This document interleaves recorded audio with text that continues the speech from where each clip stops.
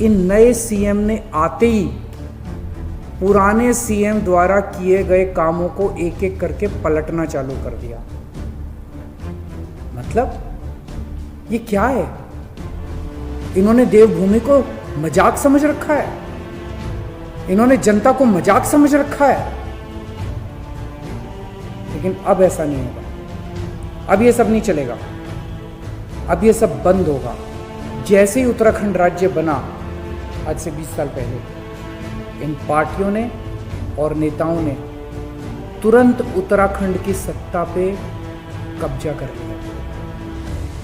पिछले 20 साल का उत्तराखंड का इतिहास इन पार्टियों और नेताओं की लूट का इतिहास है। दोनों पार्टियों ने खूब अच्छी अंडरस्टैंडिंग कर रखी है। एक बार तुम राज करो, एक बार हम राज करेंगे। एक बार तुम लूटो, एक बार हम लूटेंगे। एक बार तुम मजे करो, एक बार हम मजे करेंगे। भ्रष्टाचार में दोनों पार्टियों में कंपटीशन है। दोनों पार्टियों के शीर्ष नेताओं के स्टिंग आ चुके हैं, रंगे हाथों पकड़े गए हैं। जाहिर सी बात है, चाहे किसी की सरकार बन जाए, दोनों एक दूसरे की जांच नहीं करते, कोई जेल नहीं जाता, किसी को सजा नहीं होती। ये भी लूट रहे हैं, वो भी लूट रहे हैं। ये उनकी जांच नहीं कराते, वो इनकी जांच नहीं कराते। सब मजे कर रहे हैं, जनता दुखी है।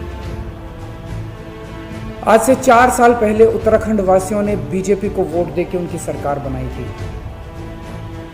बीजेपी ने एक व्यक्ति को उत्तराखंड का मुख्यमंत्री बना दिया। 4 साल उन्होंने उत्तराखंड पे राज किया और 4 साल के बाद अचानक अब बीजेपी ने अपना मुख्यमंत्री बदल दिया। बीजेपी कहती है हमारा मुख्यमंत्री बेकार था, हमारा मुख्यमंत्री निकम्मा था, काम नहीं करता था, या जो भी काम करता था गलत काम करता था। अब बीजेपी ने एक नया मुख्यमंत्री बनाया है। इन नए सीएम ने आते ही पुराने सीएम द्वारा किए गए कामों को एक एक करके पलटना चालू कर दिया। मतलब ये क्या है?